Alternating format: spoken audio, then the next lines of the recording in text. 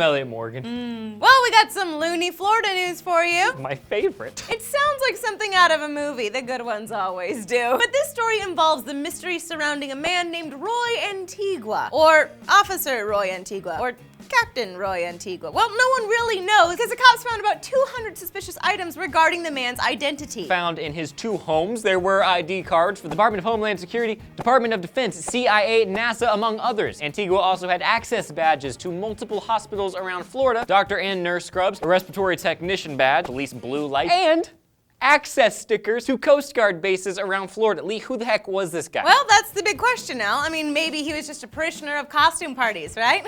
Maybe he was just a very serious method actor and doing some extreme character work. Maybe he has multiple personality disorder. Maybe he's dating different women and has to maintain his identities in order not to let them down. Maybe he's a con man that, judging by the type of paraphernalia he has, could potentially be planning something very dangerous. Yeah, I thought about that one too. James Steffens, chief of police in Newport Richey, said, "We need to know from start to finish who is Roy Antigua, what have been his activities and behaviors, so we can verify that we have a problem or we can confirm that there isn't a problem. We want to know if he is a threat or if he is living a very active fantasy life." Yeah, you and I both, Mr. Steffens. Look, I'm all for con men in my movies, television series, and sleuth books, but I don't know how I feel about someone being able to attain all that stuff and potentially use it, regardless if he's just a very committed costume enthusiast. Yes. Police arrested Antigua for a traffic offense and parole violation, but earlier in the year, Steffens himself had a run-in with Antigua at a memorial service where he was wearing a blue uniform of a lieutenant commander in the U.S. Coast Guard. Isn't impersonating an officer illegal? It is. Yes. And when recognized with a different odd ID, that was when the investigation was started. Of the credential items seized, Antigua admitted to fabricating most of them, and the only legitimate ID was one of a Coast Guard auxiliary volunteer. This is terrifying. Yeah,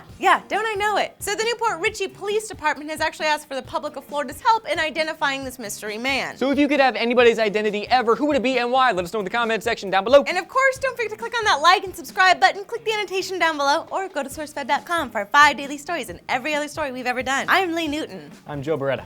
Oh.